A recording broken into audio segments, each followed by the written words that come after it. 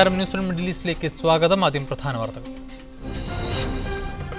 ഒമാനിലെ Indian school director board തെരഞ്ഞെടുപ്പ് അടുത്ത മാസം 18-ന്. നാമനിർദ്ദേശ പത്രിക സമർപ്പിക്കേണ്ട അവസാന ദിവസം നാളെ. മസ്കറ്റ് നഗരത്തിലെ ഒരു സ്കൂളിന് മാത്രം പ്രാതിനിധ്യം ലഭിക്കുന്ന തെരഞ്ഞെടുപ്പ് അശാസ്ത്രീയമെന്ന ആക്ഷേപം. പുതിയ വികസന പദ്ധതികൾക്ക് കുവൈത്ത് തുടക്കമിടുന്നു. പുതിയ വിമാനത്താവള ടെർമിനലിന്റെയും അൽസൂർ പവർ സ്റ്റേഷന്റെയും നിർമ്മാണം ഉടൻ ആരംഭിക്കും. പവർ സ്റ്റേഷൻ പദ്ധതിയുടെ സാമ്പത്തിക കരാർ നിലവിൽ വന്നു. കുവൈത്ത് പൗരന്മാർക്കുള്ള സന്ദർശന വിസ നിയമങ്ങൾ പരിഷ്കരിച്ച നടപടിയെ ഇന്ത്യയിലെ കുവൈത്ത് അംബാസിഡർ സ്വാഗതം ചെയ്തു. ഇന്ത്യ ഗവൺമെന്റിന്റെ നീക്കത്തെ വിലമതിക്കുന്നുവെന്ന് കുവൈത്ത് അംബാസിഡർ. ലോക്പാൽ ബിൽ രാജ്യസഭയിൽ അവതരിപ്പിച്ചു. പ്രതിപക്ഷ ബഹളത്തെ തുടർന്ന് രാജ്യസഭ ഇന്നത്തേക്ക് പിരിഞ്ഞു. ബിൽ ചർച്ച ചെയ്യാനായില്ല. ജമാഅത്തെ ഇസ്ലാമി മുതിർന്ന നേതാവ് അബ്ദുൽ ഖാദർ മുല്ലയെ തൂക്കിലേറ്റിയതിനെ തുടർന്ന് ബംഗ്ലാദേശിൽ സംഘർഷം രൂക്ഷം. സംഘർഷത്തിൽ 4 പേർ കൊല്ലപ്പെട്ടു. ഡിസംബർ 15-ന് രാജ്യവ്യാപക പണിമുടക്കിന് ജമാഅത്തെ ഇസ്ലാമിയുടെ ആഹ്വാനം. വാർത്തകൾ വിശദമായി. ലോക്പാൽ ബിൽ രാജ്യസഭയിൽ അവതരിപ്പിച്ചു. കേന്ദ്രമന്ത്രി വി നാരായണസ്വാമിയാണ് ബിൽ അവതരിപ്പിച്ചത്. ബിൽ അവതരണ ശേഷം മന്ത്രി പ്രസംഗിച്ചുകൊണ്ടിരിക്കെ പ്രതിപക്ഷം ബഹളം വെച്ചതിനെ തുടർന്ന് രാജ്യസഭ ഇന്നത്തേക്ക് പിരിഞ്ഞു. പ്രതിപക്ഷ ബഹളം ചൂണ്ടിക്കാണിച്ച് സഭയുടെ ശൈത്യകാല സമ്മേളനം ലോക്പാൽ ബില്ല് കൊണ്ടുവരുന്നതിന് മുമ്പ് തന്നെ അവസാനിപ്പിക്കാനാണ് കേന്ദ്ര സർക്കാരിന്റെ പദ്ധതിയെന്ന് അഭ്യൂഹമുണ്ടായിരുന്നു. എന്നാൽ അണ്ണാ ഹസാരയുടെ സമരവും ഡൽഹിയിലെ ആം ആദ്മി പാർട്ടിക്കുണ്ടായിട്ടുള്ള വിജയവും നൽകിയ രാഷ്ട്രീയ പാഠങ്ങൾ കണക്കിലെടുത്താണ് കോൺഗ്രസ് ലോക്പാൽ ബില്ല് കൊണ്ടുവരാൻ പദ്ധതിയിട്ടത്. 2011 അവതരിപ്പിച്ച ബില്ലിൽ പാർലമെന്റിന്റെ സെലക്ട് കമ്മിറ്റി നിർദ്ദേശിച്ചിട്ടുള്ള മുഴുവൻ ഭേദഗതികളോടെ ബില്ല് കൊണ്ടുവരാൻ സർക്കാർ തയ്യാറായതോടെ BJPയും ഇടതുപക്ഷവും പച്ചക്കൊടി കാട്ടി.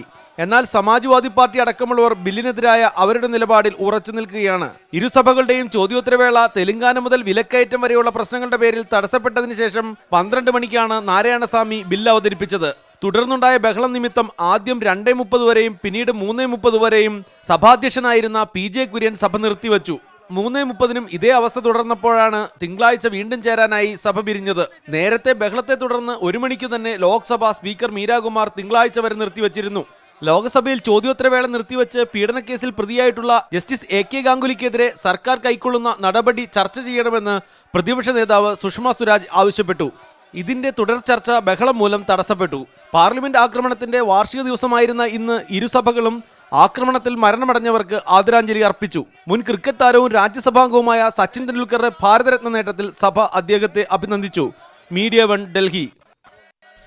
അഴിമതി തുടച്ചു നീക്കാനെന്ന പേരിൽ കൊണ്ടുവന്ന ലോക്പാൽ ബിൽ വീണ്ടും ദേശീയ ശ്രദ്ധയാകർഷിക്കുകയാണ്. വീണ്ടും ചർച്ചയാവുകയാണ്. ലോക്പാൽ ബിൽ രാജ്യസഭയിൽ അവതരിപ്പിച്ചു ഏറെ നാളത്തെ കാത്തിരിപ്പിന് ശേഷം. എന്നാൽ അത് പാസാക്കുന്ന കാര്യത്തിൽ രാഷ്ട്രീയ പാർട്ടികൾ എത്രത്തോളം ആത്മാർത്ഥത കാണിക്കുന്നു, ഈ വിഷയമാണ് ഇന്ന് ന്യൂസ് മിഡിൽ ഈസ്റ്റ് ചർച്ച ചെയ്യുന്നത്. ഈ വിഷയത്തിൽ പ്രതികരിക്കാൻ നമ്മോടൊപ്പമുള്ളത് MP അച്യുതൻ MP CPM.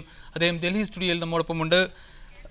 ഒപ്പം ജോർജ് കുര്യൻ BJP നേതാവ്, പീതാംബരക്കുറുപ്പ് കോൺഗ്രസ് നേതാവ് ഈ ചർച്ചയിൽ നമ്മോടൊപ്പം ടെലിഫോൺ ലൈനിൽ പ്രതികരിക്കും. ആദ്യം ശ്രീ MP അച്യുതൻ MPയിലേക്ക്.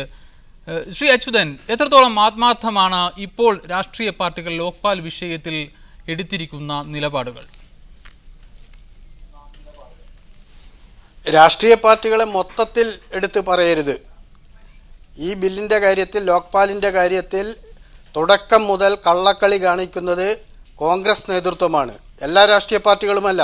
ഞങ്ങൾ ഇടതുപക്ഷ പാർട്ടികൾ തുടക്കം മുതൽ ശക്തമായ ഫലപ്രദമായ ലോക്പാൽ നിയമം കൊണ്ടുവരണമെന്നാവശ്യപ്പെടുകയും അതിനുവേണ്ടി ശക്തമായ സമ്മർദ്ദം ചെലുത്തുകയും ചെയ്യുന്നവരാണ്. മറിച്ച് കോൺഗ്രസ് നേതൃത്വം ഈ കഴിഞ്ഞ ഈ പാർലമെൻറ്റിൻ്റെ കാലാവധിയിലുടനീളം സ്വീകരിച്ചിരിക്കുന്നത് ഏത് വിധേനയും ഈ ലോക്പാൽ കൊണ്ടുവരുന്നതിന് തടസ്സം നിൽക്കുകയായിരുന്നു. ഇതിൻ്റെ ചരിത്രം നോക്കിയാൽ അറിയാം. അണ്ണാ ഹസാരയുടെ നേതൃത്വത്തിൽ ഡൽഹിയിൽ നടന്ന വലിയ പ്രക്ഷോഭത്തെ തുടർന്നാണ് പെട്ടെന്ന് ഒരു ലോക്പാൽ ബില്ലിന് രൂപം നൽകുകയും അത് പാർലമെൻറ്റിൽ അവതരിപ്പിക്കുകയും ചെയ്തു. അതിൽ ഒട്ടനവധി പോരായ്മകളുണ്ടായിരുന്നു. അത് പ്രതിപക്ഷം ചൂണ്ടിക്കാണിച്ചു. ലോക്സഭ പാസാക്കിയ ബില്ല് തന്നെ രാജ്യസഭയിൽ വന്നപ്പോൾ രാജ്യസഭ അതിൽ നിരവധി ഭേദഗതികൾ നിർദ്ദേശിച്ചു. അങ്ങനെ ഒരു രാജ്യസഭയുടെ ഒരു സെലക്ട് കമ്മിറ്റിക്ക് വിട്ടു. ആ സെലക്ട് കമ്മിറ്റിയുടെ റിപ്പോർട്ട് വന്നതിന് ശേഷം ഇപ്പോൾ 2 സമ്മേളനങ്ങൾക്ക് മുമ്പാണ് ആ റിപ്പോർട്ട് വന്നത്. അപ്പോഴൊന്നും ആ ബില്ല് അവതരിപ്പിക്കാൻ കോൺഗ്രസ് നേതൃത്വം തയ്യാറായില്ല. ഇപ്പോൾ ഈ കഴിഞ്ഞ തിരഞ്ഞെടുപ്പിൽ നിയമസഭ 4 സംസ്ഥാനങ്ങളിൽ കോൺഗ്രസ് ദയനീയമായി പരാജയപ്പെടുകയും ഡൽഹിയിൽ ആം ആദ്മി പാർട്ടിക്ക് വലിയ നേട്ടമുണ്ടാക്കുകയും അതിനുശേഷം അണ്ണാ ഹസാരെ വീണ്ടും നിരാഹാര സമരത്തിലേക്ക് നീങ്ങുകയും ചെയ്ത പശ്ചാത്തലത്തിലാണ് കോൺഗ്രസ് നേതൃത്വം ഇപ്പോൾ തിരക്ക് പിടിച്ച് ഈ ബില്ല് ഇന്ന് രാജ്യസഭയിൽ അവതരിപ്പിക്കാൻ തയ്യാറായത്. എന്നാൽ അത് പാസ്സാക്കണം, ഇന്ന് തന്നെ പാസ്സാക്കണം, അല്ലെങ്കിൽ തിങ്കളാഴ്ച പാസ്സാക്കണമെന്ന ഒരു വാശിയും നിർബന്ധ ബുദ്ധിയും കോൺഗ്രസ് നേതൃത്വത്തിനില്ല. ഇന്ന് സഭയിൽ നടന്ന സംഭവങ്ങൾ കാണിക്കുന്നത് കോൺഗ്രസിൻ ഭരണത്തെ UPA പിന്തുണയ്ക്കുന്ന, പുറത്തു നിന്ന് പിന്തുണയ്ക്കുന്ന സമാജ്വാദി പാർട്ടിയുടെ സഹായത്തോടെ ബില്ലിന്റെ അവതരണം തടസ്സപ്പെടുത്തുകയാണ് ചെയ്തത്. ഇപ്പോൾ ഷാനിമോൾ ഉസ്മാൻ കോൺഗ്രസ് നേതാവ് നമ്മോടൊപ്പം ചേരുന്നു പ്രതികരിക്കാൻ. ശ്രീ ഷാനിമോൾ ഉസ്മാൻ, ഈ കാര്യത്തിൽ ലോക്പാൽ ബിൽ പാസാക്കി എടുക്കുന്ന കാര്യത്തിൽ ഏറ്റവും കൂടുതൽ അലംഭാവം കാണിക്കുന്നത് കോൺഗ്രസ് ആണ്. കോൺഗ്രസിൻ്റേത് ഇക്കാര്യത്തിൽ ഇരട്ടത്താപ്പാണെന്ന് ശ്രീ MP അച്യുതൻ MP ആരോപിക്കുന്നു. താങ്കളുടെ മറുപടി? ഞാൻ സത്യത്തില് മറ്റുള്ളവരുടെ പറഞ്ഞ കാര്യങ്ങളൊന്നും ഞാൻ കേട്ടിട്ടില്ല. പക്ഷെ തീർച്ചയായിട്ടും ശ്രീ അച്യുതനെ പോലെയുള്ള ബഹുമാന്യ വ്യക്തികൾ അത്തരത്തിലുള്ള പരാമർശം നടത്തുന്നത് ശരിയല്ല എന്ന് തന്നെയാണ് എനിക്ക് പറയാനുള്ളത്. കാരണം കോൺഗ്രസ് ഈ അജണ്ട വെച്ചുകൊണ്ട് പാർലമെന്റിൽ അത് ചർച്ച ചെയ്യാനും നടപ്പിലാക്കാനും ശ്രമിച്ചിട്ടുണ്ടോ, അതിനെയൊക്കെ തന്നെ തുടക്കം മുതൽ ഒടുക്കം വരെ എതിർക്കുന്ന ഒരു രീതിയാണ് ഈ രണ്ടാം UPA ഗവൺമെന്റിൽ പ്രത്യേകമായിട്ട് നോക്കിയാൽ CPM-ന്റെ ഭാഗത്തുനിന്നായാലും BJP-യുടെ ഭാഗത്തുനിന്നായാലും നമുക്ക് കാണാൻ കഴിഞ്ഞിട്ടുള്ളത്. ഇതിനകത്ത് ഏറ്റവും പ്രധാനപ്പെട്ട പ്രശ്നം ലോക്പാൽ ഏറ്റവും പ്രധാനപ്പെട്ട വിഷയമാണ്. അതിന് യാതൊരു തർക്കവുമില്ല. കോൺഗ്രസ് അതിന് അതിൻ്റെതായ മൂല്യം കൊടുത്തുകൊണ്ട് തന്നെയാണ് മുന്നോട്ട് പോകുന്നത്. പക്ഷെ ഇവിടുത്തെ ഏറ്റവും വലിയ വിഷയം എന്ന് പറഞ്ഞാൽ പാർലമെന്റിന്റെ സാധ്യമായ എത്ര മണിക്കൂറുകൾ ഇവിടുത്തെ പ്രതിപക്ഷം വെറുതെ കളഞ്ഞിരിക്കുന്നു. ഭരണപക്ഷത്തുള്ള കോൺഗ്രസിന് മാത്രമാണോ ഇത്തരത്തിൽ നിയമനിർമ്മാണം നടത്താനുള്ള ഉത്തരവാദിത്വം എന്നുള്ളതാണ് എന്റെ മറുചോദ്യം. തീർച്ചയായിട്ടും പ്രതിപക്ഷത്തിന് ഭരണഘടനാപരമായിട്ടുള്ള ഉത്തരവാദിത്വമുണ്ട്.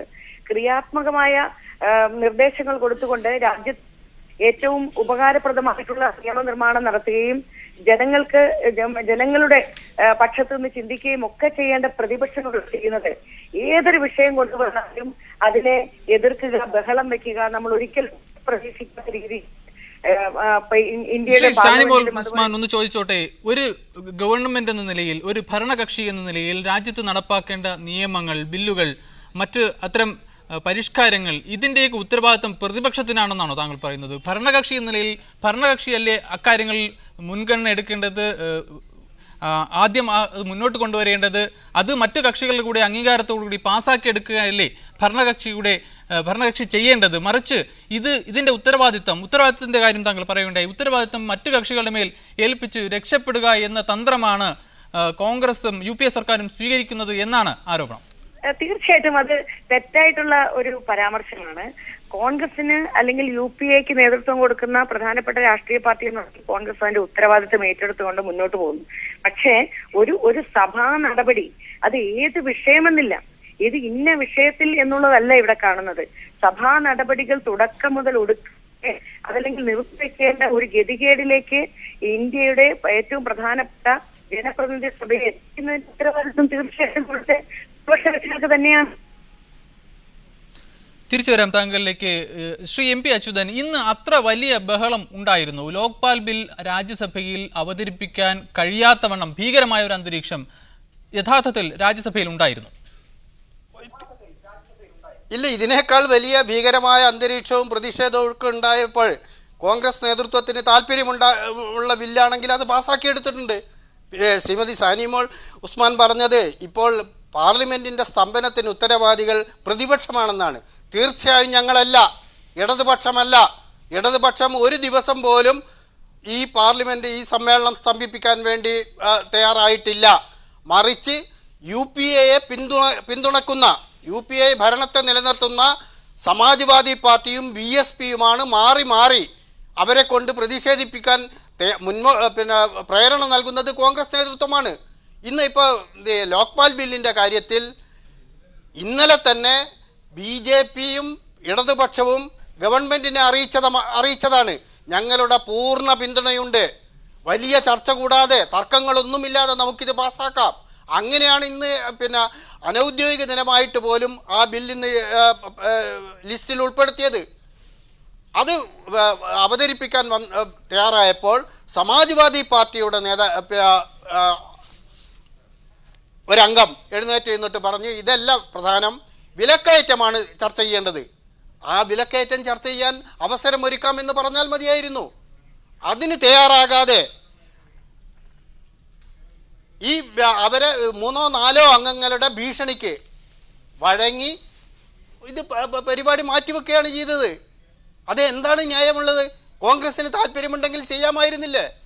കോൺഗ്രസിന് താല്പര്യമുള്ളപ്പോൾ കഴിഞ്ഞ സമ്മേളനത്തിൽ TDP അംഗങ്ങളെ സഭയിൽ നിന്നും പുറത്താക്കിക്കൊണ്ടാണ് ഭക്ഷ്യസുരക്ഷാ ബിൽ പാസ്സാക്കിയത്. അത്തരം നടപടികളെടുക്കാൻ കഴിയും. ഇതിൽ സമാജ്വാദി പാർട്ടിയുടെ നേതാവ് നരേഷ് അഗർവാൾ അദ്ദേഹത്തെ ഉപയോഗപ്പെടുത്തിയാണ് കഴിഞ്ഞ ലോക്പാൽ ബില്ല് സെലക്ട് കമ്മിറ്റിക്ക് വിടണമെന്ന പ്രമേയം അവതരിപ്പിച്ചത്. കഴിഞ്ഞ ബജറ്റ് സമ്മേളനത്തിൽ കഴിഞ്ഞ മെയ് 21-ാം തീയതി സഭയിൽ അവതരിപ്പിച്ചത്, ഗവൺമെൻറ്റിന് വേണ്ടി അവതരിപ്പിച്ചത് നരേഷ് അഗർവാൾ ആയിരുന്നു. അന്ന് മറ്റ് പ്രതിപക്ഷ കക്ഷികൾ അതിനെ ചോദ്യം ചെയ്തതാണ്. ആ നരേഷ് അഗർവാൾ തന്നെയാണ് ഇന്ന് ലോക്പാൽ ബിൽ അവതരിപ്പിക്കുന്നതിനെ തടസ്സപ്പെടുത്തിയത്. ശ്രീ അച്യുതൻ, താങ്കളിലേക്ക് തിരിച്ചു വരാം. ഇപ്പോൾ BJP നേതാവ് ശ്രീധരൻ പിള്ള നമ്മോടൊപ്പം ടെലിഫോൺ ലൈനിൽ ചേരുന്നു. ശ്രീധരൻ പിള്ള, UPA സർക്കാർ ലോക്പാൽ ബില്ലിൽ പാസാക്കിയെടുക്കുന്ന കാര്യത്തിൽ എത്രത്തോളം ആത്മാർത്ഥത കാണിക്കുന്നു, മറ്റ് രാഷ്ട്രീയ പാർട്ടികളോടൊപ്പം ഇതിൽ എത്രത്തോളം ആത്മാർത്ഥത കാണിക്കുന്നു എന്നാണ് നമ്മൾ പരിശോധിച്ചുകൊണ്ടിരിക്കുന്നത്. യഥാർത്ഥത്തിൽ UPA സർക്കാർ ഇന്ന് കാണിച്ചത്, രാജ്യസഭയിൽ ലോക്പാൽ ബില്ലിന്റെ അവതരണ വേളയിൽ ഉണ്ടായത്, സമാജ്വാദി പാർട്ടിയുമായി BSPയിലെ അംഗങ്ങളുമായി ചേർന്നുള്ള ഒരു ഒളിച്ചുകളിയാണോ? തീർച്ചയായിട്ടും. കാരണം ഇക്കാര്യത്തിൽ അവർക്ക് ആത്മാർത്ഥയില്ല എന്നുള്ളത് കഴിഞ്ഞ സമ്മേളനത്തിൽ അവതരിപ്പിച്ച അവസരത്തിൽ തന്നെ നമുക്കെല്ലാം മനസ്സിലായിട്ടുള്ളതാണ്. അപ്പോൾ ഒരു ആത്മാർത്ഥമില്ലാതെ അതേ സമയത്ത് തങ്ങളുടെ ഇംഗിതത്തിനനുസരിച്ച് നിൽക്കുന്ന, അല്ലെങ്കിൽ തങ്ങൾക്ക് തങ്ങളുടെ രാഷ്ട്രീയ നിലനിൽപ്പിന് വേണ്ടിയിട്ട് ബന്ധം നിലനിർത്താൻ ആഗ്രഹിക്കുന്ന കക്ഷികളുമായിട്ട്, അത് സമാജ്വാദി പാർട്ടി ആയാലും ശരി BSP ആയാലും, അവരുമായി എല്ലാം ചേർന്നുകൊണ്ട് ഒരു നാടകമാണ് അവർ കളിച്ചു വരുന്നത്. BJPയുടെ നിലപാട് വളരെ വ്യക്തമാണ്.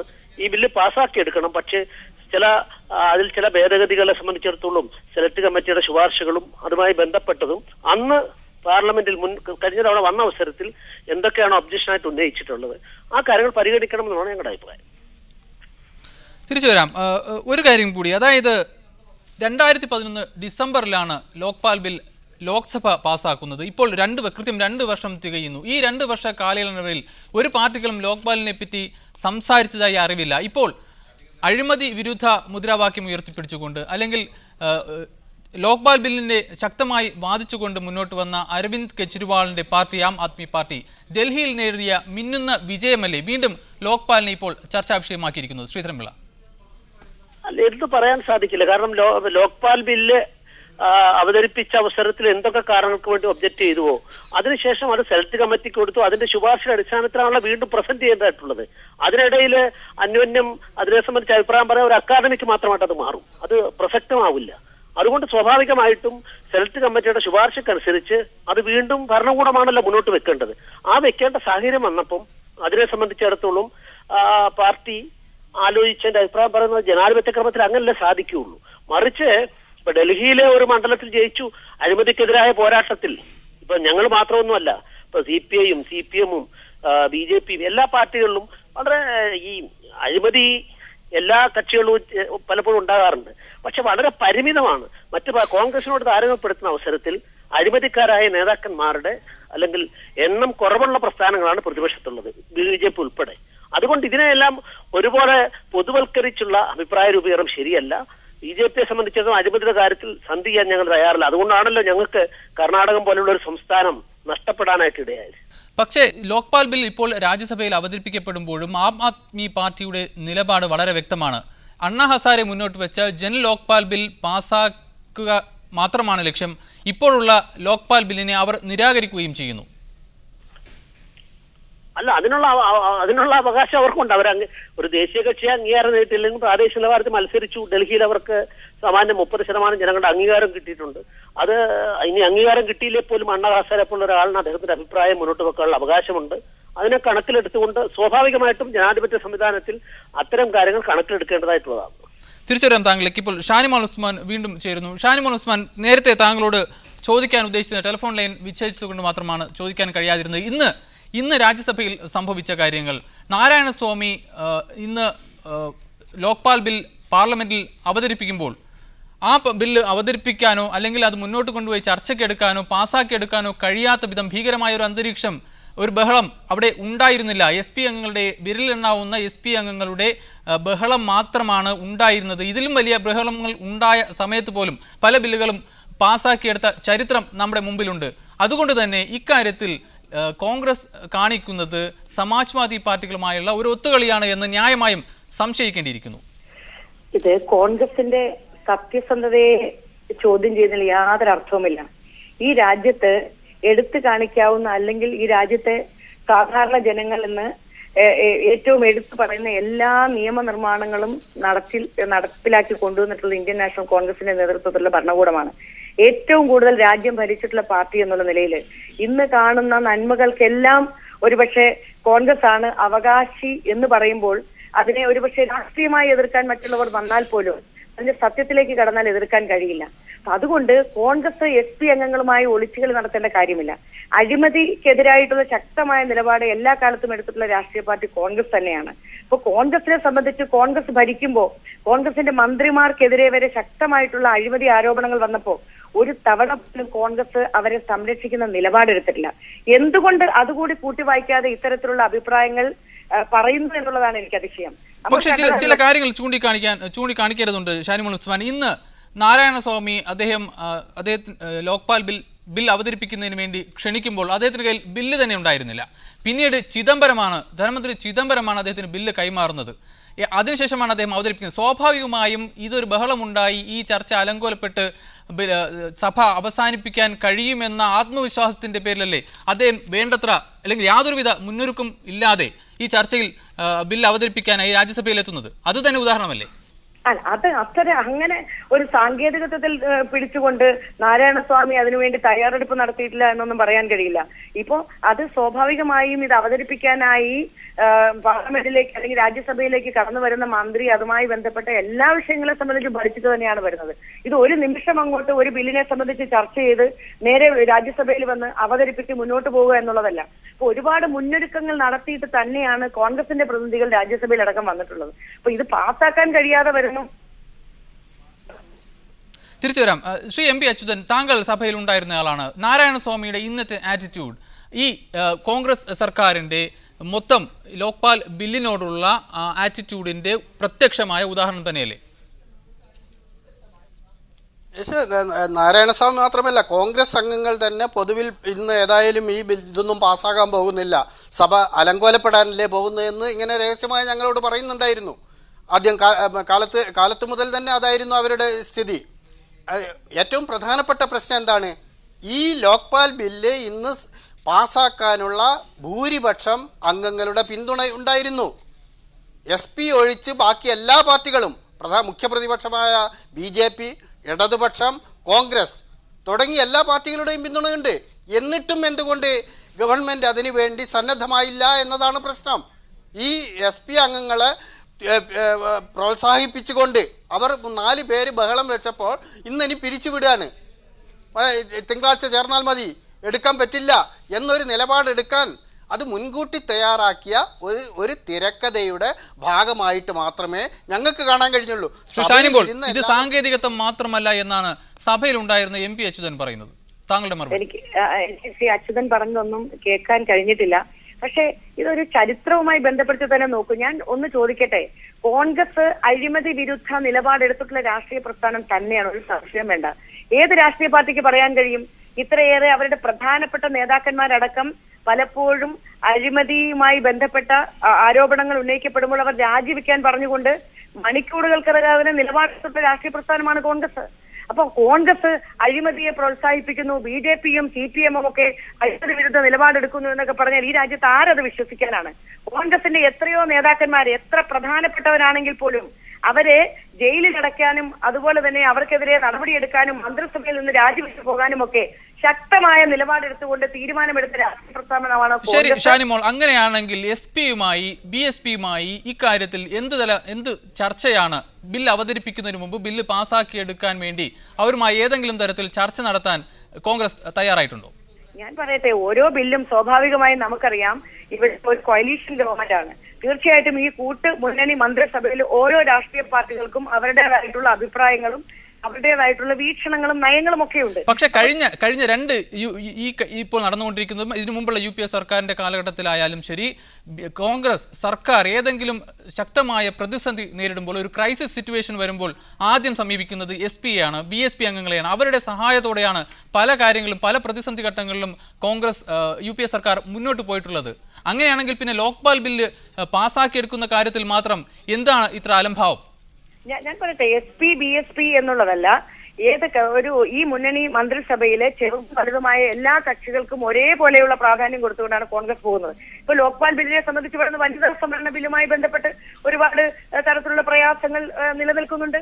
അപ്പോൾ ഇതിനുവേണ്ടിയുള്ള സമവായത്തിന് വേണ്ടി കോൺഗ്രസ് എല്ലാ കാലത്തും ശ്രമിക്കുന്നുണ്ട് എന്നുള്ളതും ശ്രീമതി സോണിയാഗാന്ധി കോൺഗ്രസിന്റെ അധ്യക്ഷ എന്നുള്ള നിലയിൽ, UPAയുടെ ചെയർപേഴ്സൺ എന്നുള്ള നിലയിൽ സമവായത്തിന് വേണ്ടിയിട്ടുള്ള ശക്തമായ ഇടപെടലുകൾ നടത്തുന്നുണ്ട് എന്നുള്ളത് ഒരു വസ്തുത തന്നെയാണ്.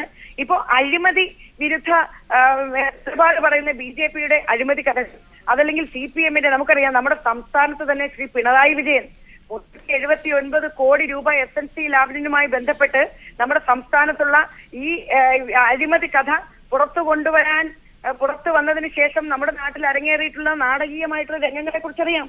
അപ്പൊ CBI അന്വേഷണം നടത്തണമെന്ന് പറഞ്ഞ ഒരു ജഡ്ജിയെ പോലെ പ്രതീകാത്മകമായി നാട് കടത്തിയിട്ടുള്ള CPMന്റെ ആളുകളാണ് പറയുന്നത് അഴിമതി വിരുദ്ധ നിലപാടാണ് ഞങ്ങൾക്കെന്ന്. അപ്പൊ അഴിമതി വിരുദ്ധ നിലപാടിന്റെ വക്താക്കളായി CPMനോ BJPക്കോ വരാൻ അവകാശമില്ല. തീർച്ചയായും അഴിമതിക്കെതിരായിട്ടുള്ള ശക്തമായ നിലപാടെടുത്തിട്ടുള്ള രാഷ്ട്രീയ പാർട്ടി കോൺഗ്രസ് തന്നെയാണ്. കർണാടകത്തിൽ നമ്മൾ കണ്ടല്ലോ, അഴിമതി വിരുദ്ധ നിലപാടെടുത്തുകൊണ്ട് ജനകീയ പ്രശ്നങ്ങൾ ഏറ്റെടുത്തുകൊണ്ട് മുന്നോട്ട് പോയത് കൊണ്ടാണ് കോൺഗ്രസിന് അവിടെ വിജയിച്ചു വരാൻ കഴിഞ്ഞിട്ടുള്ളത്. അപ്പൊ BJPക്ക് പറയാൻ കഴിയില്ല. ഇപ്പൊ രാഷ്ട്രീയ പാർട്ടികളുടെ കൂട്ടുമുന്നണി മന്ത്രിസഭ എന്നുള്ള നിലയിൽ, അല്ലെങ്കിൽ കൂട്ടുമുന്നണി ഗവൺമെന്റ് എന്നുള്ള നിലയിൽ കൂട്ടായി ആലോചന നടത്തുമ്പോൾ ഓരോ രാഷ്ട്രീയ പാർട്ടികൾക്ക് ഒരുപക്ഷെ വ്യക്തമായ അഭിപ്രായങ്ങൾ ഉണ്ടാകുക സ്വാഭാവികമാണ്. തീർച്ചയായും ആ അഭിപ്രായങ്ങളൊക്കെ തന്നെ സമന്വയത്തിലൂടെ അത് പാസ്സാക്കുന്നതിന് വേണ്ടി പരിശ്രമം കോൺഗ്രസ് നടത്തും. ലോക്പാൽ ബില്ല് ഈ ഗവൺമെന്റ് തന്നെ നടപ്പിലാക്കുമെന്നുള്ളതിന് യാതൊരു സംശയം വേണ്ട. തിരിച്ചുവരാൻ താങ്കളിലേക്ക്. ശ്രീധരൻ പിള്ള, കോൺഗ്രസിനെ മാത്രം ഇക്കാര്യത്തിൽ കുറ്റപ്പെടുത്തുന്നതിൽ അർത്ഥമില്ല എന്നാണ് ഷാനിമോൾ ഉസ്മാൻ പറയുന്നത്. യഥാർത്ഥത്തിൽ ഡൽഹിയിൽ ആം ആദ്മി പാർട്ടി നേടിയ വിജയം അഴിമതി വിരുദ്ധ മുദ്രാവാക്യം ഉയർത്തിപ്പിടിച്ചുകൊണ്ട് അവിടെ മുന്നോട്ട് വന്നപ്പോൾ കോൺഗ്രസ് കടപുഴകി. മാത്രമല്ല, ഡൽഹിയിൽ BJPക്കും പ്രതീക്ഷിച്ചത്ര സീറ്റുകൾ നേടിയെടുക്കാനായില്ല. വരും കാലഘട്ടങ്ങളിലും ആ ആദ്മി മുന്നോട്ട് വയ്ക്കുന്ന ഈ അഴിമതി വിരുദ്ധ മുദ്രാവാക്യങ്ങൾ, അവരുടെ നിലപാടുകൾ കോൺഗ്രസിനെ പോലെ തന്നെ BJPക്കും ഒരു തടസ്സം സൃഷ്ടിക്കില്ലേ, പ്രതിസന്ധി സൃഷ്ടിക്കില്ലേ? ഏതായാലും ഷാനിമോൾ ഉസ്മാൻ ഞങ്ങളോടുള്ള സ്നേഹവും ബഹുമാനം നിലനിർത്തിക്കൊണ്ട് പറയട്ടെ, അവർ ഈ ചരിത്രമൊക്കെ ഒന്നുകൂടെ പഠിക്കണം. ഇന്ത്യയിലെ ആദ്യത്തെ ധനകാര്യമന്ത്രി ഷൺമുഖം ചെട്ടിയാർ, കോയമ്പത്തൂർകാരൻ, കോൺഗ്രസ് രാജിവെച്ചത്, ധനകാര്യമന്ത്രി രാജിവെച്ചത് അഴിമതിയുടെ പേരിലായിരുന്നു. TT കൃഷ്ണമാചാരി രാജിവെച്ചത് അഴിമതിയുടെ പേരിലായിരുന്നു. ഫിറോസ് ഗന്ധി LIC അഴിമതി നെഹ്റുവിന്റെ മുഖത്ത് നോക്കിക്കൊണ്ട് അന്ന് ചെയ്ത കാര്യം. പിന്നെ കെയ്റോൺ സിംഗ്, ഞാൻ അതിലേക്കൊന്നും വരുന്നത്, നെഹ്റുവാലയുടെ ശബ്ദം, പിന്നെ അത് കഴിഞ്ഞ് പിന്നെ ഇന്ത്യയിലെ 4-3 ഭൂരിപക്ഷം കിട്ടിയ പിന്നെ രാജീവ് ഗാന്ധിയുടെ മന്ത്രിസഭ നിലം പതിക്കാനിടയായത് ജനങ്ങൾ എന്തിന്റെ പേരിലാണെന്ന് നമുക്കറിയാം. ഞാൻ ആ ചരിത്രത്തിലേക്ക് പോകുന്നില്ല, ചരിത്രമൊക്കെ പഠിക്കുന്നത് നല്ലതാണ്. രണ്ടാമത് ഞാനൊരു കാര്യം ചോദിച്ചോട്ടെ, ഇന്ത്യയിൽ ഏതെങ്കിലും ഒരു കമ്മിറ്റി, BJP ഇന്ത്യയിൽ പല സംസ്ഥാനവും ഭരിച്ചിട്ടുണ്ടല്ലോ, കേന്ദ്രവും ഭരിച്ചിട്ടുണ്ട്, ഏതെങ്കിലും ഒരു കമ്മിറ്റി കുറ്റക്കാരായിട്ട് BJPയുടെ ഏതെങ്കിലും ഒരു നേതാവിനെ അഴിമതിക്കാരനായി കണ്ട, ഞങ്ങളുടെ പ്രസിഡന്റ് ആയിരുന്ന ആള് 1 ലക്ഷം രൂപ വാങ്ങിയ ഒരു സംഭവത്തിൽ ശിക്ഷിച്ചത് ഒഴിച്ചാൽ വേറെ ഏതെങ്കിലും ഒരു സംഭവം ആർക്കും ചൂണ്ടിക്കാണിക്കാൻ സാധിക്കില്ല.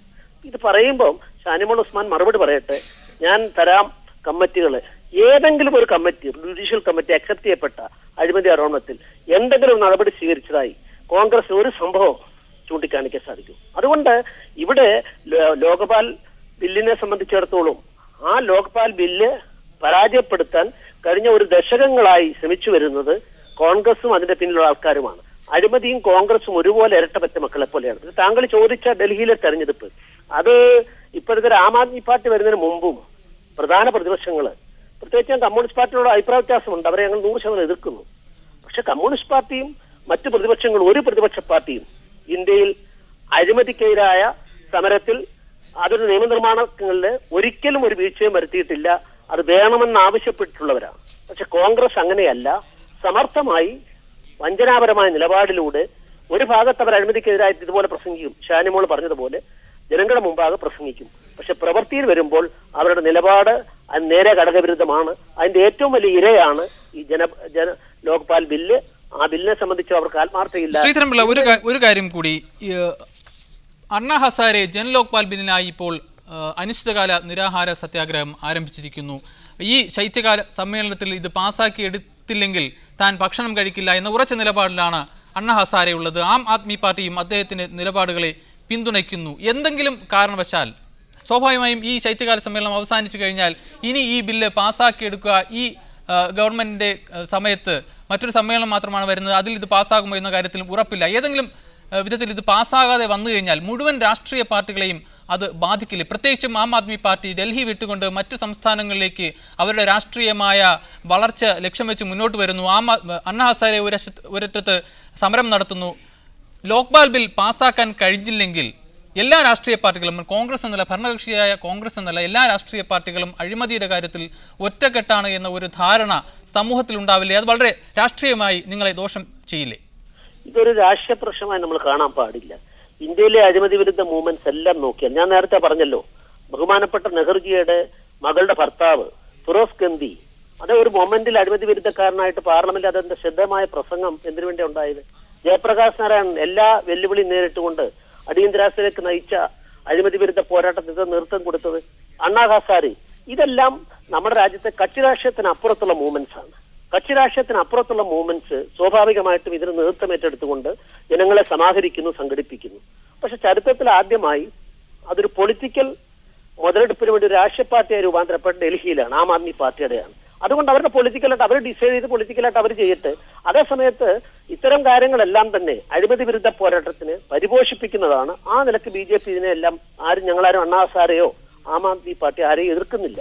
പക്ഷേ ഒരു നിയമനിർമ്മാണത്തെ സംബന്ധിച്ചിടത്തോളം ആ നിയമനിർമ്മാണത്തിന് ഭരണകൂടം ട്രഷറി ബെഞ്ചിൽ നിന്ന് അവരാണ് കാര്യമായി ചെയ്യേണ്ടത്. അവർ ഒത്തുകളിച്ചാൽ, കള്ളക്കളി കളിച്ചാൽ അത് തീർച്ചയായിട്ടും അത് പാസ്സാക്കിയെടുക്കാൻ ഒരിക്കലും സാധിക്കില്ല. ഒരിക്കൽ കൂടി MP അച്യുതനിലേക്ക്. ശ്രീ അച്യുതൻ, ശ്രീധരൻപിള്ളയോട് ചോദിച്ച ചോദ്യം തന്നെ താങ്കളോടും ആവർത്തിക്കുകയാണ്. ഈ ബില്ല് പാസ്സാക്കി എടുക്കാൻ കഴിഞ്ഞെങ്കിൽ പൊതുവെ അഴിമതി വിരുദ്ധരെന്ന് പേരുള്ള അല്ലെങ്കിൽ ആ രീതിയിൽ പരിഗണിക്കപ്പെടുന്ന ഇടതു പാർട്ടികൾക്ക് ഇതുണ്ടാക്കുന്ന ക്ഷീണം, രാഷ്ട്രീയമായ ക്ഷീണം വലുതായിരിക്കില്ലേ? ഇല്ല, ഇടതുപക്ഷ പാർട്ടികളെയല്ലേ, പ്രതിപക്ഷത്തെ എങ്ങനെയാണ് ഇത് ബാധിക്കുക? ഞങ്ങൾ ഈ ബില്ലിനെ എതിർക്കുന്നില്ല. ഞങ്ങൾ തുടക്കം മുതൽ ഈ ബില്ല് നടപ്പാക്കണം, ഇത് ശക്തിപ്പെടുത്തണം. 2 വർഷം മുമ്പ് ഈ ബില്ല് അവതരിപ്പിച്ചപ്പോൾ നിങ്ങൾ ഓർക്കുന്നുണ്ടാകും, പ്രധാനമന്ത്രിയെ ഇതിൽ ഉൾപ്പെടുത്തിയിരുന്നില്ല. സംസ്ഥാനങ്ങളുടെ അധികാരങ്ങളെ കടന്നു കയറിയിരുന്നു. CBI ഉദ്യോഗസ്ഥ അന്വേഷണം തുടങ്ങിയാൽ ആ അന്വേഷണ ഉദ്യോഗസ്ഥനെ മാറ്റാൻ ഗവൺമെന്റിന് അധികാരമുണ്ടായിരുന്നു. ഇത്തരം വ്യവസ്ഥകളൊക്കെ ആയിരുന്നു ആദ്യം കൊണ്ടുവന്നത്. അതിനെയൊക്കെ പ്രതിപക്ഷം അതിശക്തമായി എതിർത്ത് പരാജയപ്പെടുത്തി ഇപ്പോൾ പുതുതായി കൊണ്ടുവന്ന ബില്ലിൽ പ്രധാനമന്ത്രിയെ ഉൾപ്പെടുത്താൻ സമ്മതിച്ചു. സംസ്ഥാനങ്ങളിൽ ലോകായുക്തം ഉണ്ടാക്കുന്നതിന് സംസ്ഥാന നിയമസഭകൾക്ക് അധികാരമുണ്ടെന്ന് വ്യവസ്ഥ ചെയ്തു.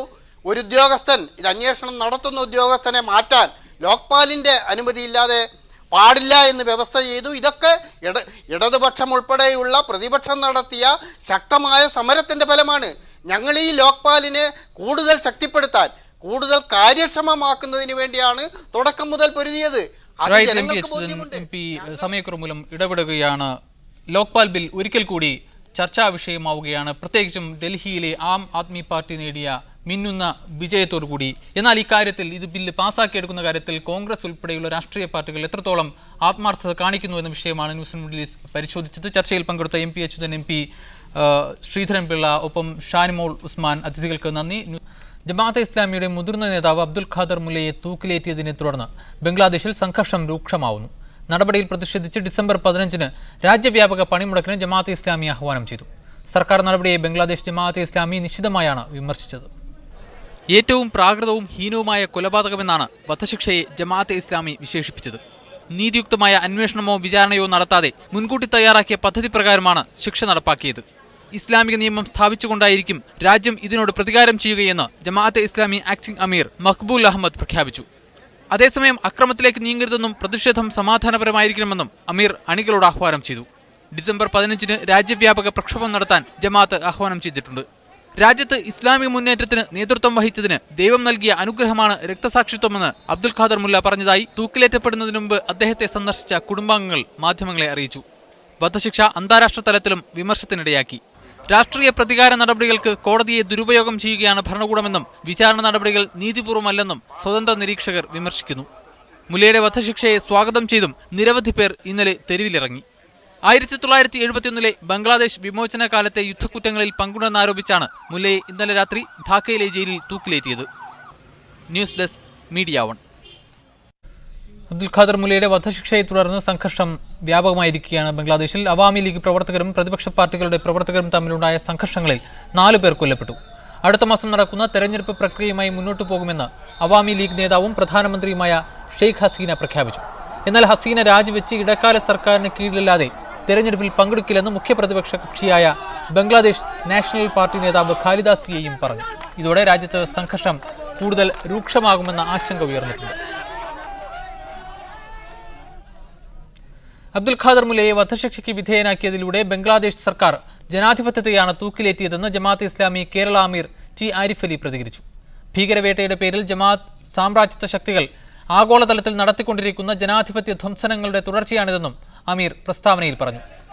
വധശിക്ഷയ്ക്കെതിരെ ജമാഅത്തെ ഇസ്ലാമി സോളിഡാരിറ്റി പ്രവർത്തകർ സംസ്ഥാനത്തിന്റെ വിവിധ ഭാഗങ്ങളിൽ പ്രതിഷേധ പ്രകടനങ്ങൾ നടത്തി. ഒമാനിലെ ഇന്ത്യൻ സ്കൂൾ ഡയറക്ടർ ബോർഡ് തെരഞ്ഞെടുപ്പ് അടുത്ത മാസം 18 നടക്കും. ഒമാനിലെ ഇന്ത്യൻ സ്കൂൾ ഡയറക്ടർ ബോർഡിലേക്ക് ഇത് 2ാം തവണയാണ് തെരഞ്ഞെടുപ്പ് നടക്കുന്നത്. രാജ്യത്തെ 19 ഇന്ത്യൻ സ്കൂളുകളെ നിയന്ത്രിക്കുന്ന സമിതിയാണെങ്കിലും മസ്കത്ത് ഇന്ത്യൻ സ്കൂളിലെ രക്ഷിതാക്കൾക്ക് മാത്രമേ ബോർഡിലേക്ക് മത്സരിക്കാൻ കഴിയൂ. ഈ സ്കൂളിലെ 7000-ഓളം വരുന്ന രക്ഷിതാക്കൾക്ക് മാത്രമേ വോട്ടവകാശമുള്ളൂ. 5 പേരെയാണ് രക്ഷിതാക്കൾ തിരഞ്ഞെടുക്കേണ്ടത്. എന്നാൽ ഒരാൾക്ക് ഒരു സ്ഥാനാർത്ഥിക്ക് മാത്രമേ വോട്ട് രേഖപ്പെടുത്താനാകൂ. ഒമാനിലെ ഇന്ത്യൻ സ്കൂളുകളിലേക്കുള്ള തെരഞ്ഞെടുപ്പിൻ്റെ ഭരണഘടന തന്നെ അശാസ്ത്രീയമാണ്. യഥാർത്ഥത്തിൽ ഇന്ന് ഒമാനിലുള്ള 19 ഇന്ത്യൻ സ്കൂളുകളിലെ 13 ഇന്ത്യൻ സ്കൂളുകളും ഇൻറ്റീരിയറിലുള്ളതാണ്. ആ ഇൻറ്റീരിയറിലുള്ള വിദ്യാർത്ഥികളുടെ അല്ലെങ്കിൽ രക്ഷകർത്താക്കളുടെ ശബ്ദം ഈ ഡയറക്ടർ ബോർഡിൽ എത്തണമെന്നുണ്ടെങ്കിൽ അറ്റ്ലീസ്റ്റ് ഒരു 2 പ്രതിനിധികളെങ്കിലും ഈ ഇൻറ്റീരിയർ സ്കൂളുകളിൽ നിന്നും തന്നെ ഉണ്ടായിരിക്കണം. രക്ഷിതാക്കളുടെ പ്രതിനിധിയായി തെരഞ്ഞെടുക്കപ്പെടുന്ന 5 പേരിൽ ഒരാൾ ബോർഡിൻ്റെ ചെയർമാനാകും. 15 അംഗ ബോർഡിൽ നഗരത്തിലെ സ്വകാര്യ പങ്കാളിത്തമുള്ള 2 സ്കൂളുകളുടെ പ്രതിനിധികൾ നാമനിർദ്ദേശം ചെയ്യപ്പെടും. എംബസി നാമനിർദ്ദേശം ചെയ്യുന്ന 2 അംഗങ്ങളും ഒരു ഉദ്യോഗസ്ഥനും ബോർഡിലെത്തും. പക്ഷേ മസ്കത്ത് നഗരത്തിന് പുറത്തുള്ള 13 ഇന്ത്യൻ സ്കൂളുകൾക്കും ബോർഡിൽ യാതൊരു പ്രാതിനിധ്യവുമില്ല. ഈ ബോർഡാണ് രാജ്യത്തെ മുഴുവൻ സ്കൂളുകളുടെയും ഭരണസമിതിയെ നിശ്ചയിക്കുക എന്നതാണ് വിചിത്രം. ഇതിനൊരു പരിഹാരം വേണമെന്നുണ്ടെങ്കിൽ എംബസി നോമിനേറ്റ് ചെയ്യുന്ന 2 മെമ്പേഴ്സെങ്കിലും ഇന്ത്യൻ സ്കൂൾ ഇൻറ്റീരിയേഴ്സിൽ നിന്നുള്ളവരായിരിക്കണം. എങ്കിൽ മാത്രമേ അവരുടെ വോയിസ് ബോർഡിലുണ്ടാവുകയും. 2 വർഷമാണ് ബോർഡിൻ്റെ കാലാവധി. നാമനിർദ്ദേശ പത്രിക സമർപ്പിക്കാനുള്ള അവസാന ദിവസമായ ശനിയാഴ്ച പിന്നിടുന്നതോടെ മത്സരത്തിൻ്റെ ചിത്രം വ്യക്തമാകും. Shinod Shamsuddeen, media 1, Muscat. വികസനത്തിന്റെ കുതിച്ചുചാട്ടത്തിനൊരുങ്ങുകയാണ് കുവൈറ്റ്. കുവൈത്തിൽ പുതിയ വിമാനത്താവള ടെർമിനലിന്റെയും അൽ സൂർ പവർ സ്റ്റേഷന്റെയും നിർമ്മാണം ഉടൻ ആരംഭിക്കും. പവർ സ്റ്റേഷൻ പദ്ധതിയുടെ സാമ്പത്തിക കരാർ ഇതിനകം നിലവിൽ വന്നു. നിലവിൽ രാജ്യത്തെ ഏക അന്താരാഷ്ട്ര വിമാനത്താവളത്തിൽ അവധിക്കാലങ്ങളിൽ വൻ തിരക്കാണ് അനുഭവപ്പെടുന്നത്. ഇത് മുന്നിൽ കണ്ടാണ് പുതിയ ടെർമിനൽ നിർമ്മിക്കാനുള്ള നിർദ്ദേശത്തിന് മന്ത്രിസഭ നേരത്തെ അംഗീകാരം നൽകിയത്. മറ്റു രാജ്യങ്ങളിലേക്കുള്ള കുവൈറ്റിന്റെ ഗേറ്റ് വേ ആയി മാറുമെന്ന് പ്രതീക്ഷിക്കപ്പെടുന്ന ടെർമിനൽ നിർമ്മാണം 2016 പൂർത്തിയാകുമെന്നാണ് പൊതുമരാമത്ത് വകുപ്പിന്റെ പ്രതീക്ഷ. 900 മില്യൺ ദിനാറാണ് പദ്ധതിയുടെ മതിപ്പ് ചെലവ്. പദ്ധതിക്കായുള്ള ടെൻഡർ ഉടൻ ഉണ്ടാകുമെന്നാണ് അറിയുന്നത്. 90 ലക്ഷം യാത്രക്കാരാണ് കഴിഞ്ഞ വർഷം വിമാനത്താവളം ഉപയോഗപ്പെടുത്തിയത്. യാത്രക്കാരുടെ ബാഹുല്യം പുതിയ ടെർമിനലിന്റെ ആവശ്യകതയാണ് വ്യക്തമാക്കുന്നതെന്ന് സിവിൽ ഏവിയേഷൻ വകുപ്പ് ചെയർമാൻ ഫവാസൽ ഫറഹ് അറിയിച്ചു. യാത്രക്കാരുമായി ബന്ധപ്പെട്ട എല്ലാ സൗകര്യങ്ങൾക്കും പുറമെ 1800 വാഹനങ്ങൾ പാർക്ക് ചെയ്യുന്നതിനുള്ള സൗകര്യവും പുതിയ കെട്ടിട സമുച്ചയത്തോട് അനുബന്ധിച്ചുണ്ടാകുമെന്നും അദ്ദേഹം കൂട്ടിച്ചേർത്തു. മറ്റൊരു വാർത്തയിൽ രാജ്യത്തെ പ്രഥമ സ്വകാര്യ പൊതുമേഖലാ സംയുക്ത സംരംഭമായ north Al Zour power and water distillation പദ്ധതിയുടെ സാമ്പത്തിക കരാറിൽ കുവൈറ്റ് ധനമന്ത്രാലയവും GDF സ്വിസ് കൺസോർഷ്യവും ഒപ്പുവെച്ചു. നാഷണൽ ബാങ്കിന്റെ നേതൃത്വത്തിലുള്ള ബാങ്ക്സ് ഗ്രൂപ്പാണ് പദ്ധതിയുടെ സാമ്പത്തിക കാര്യങ്ങൾ കൈകാര്യം ചെയ്യുന്നത്. 1500 മെഗാവാട്ട് വൈദ്യുതിയും 107 മില്യൺ ഗാലൻ ശുദ്ധജലവും ഉൽപാദനക്ഷമത പ്രതീക്ഷിക്കുന്ന പദ്ധതി 2015 കമ്മീഷൻ ചെയ്യാൻ സാധിക്കുമെന്നാണ് അധികൃതരുടെ കണക്കുകൂട്ടൽ. Media 1, Kuwait city.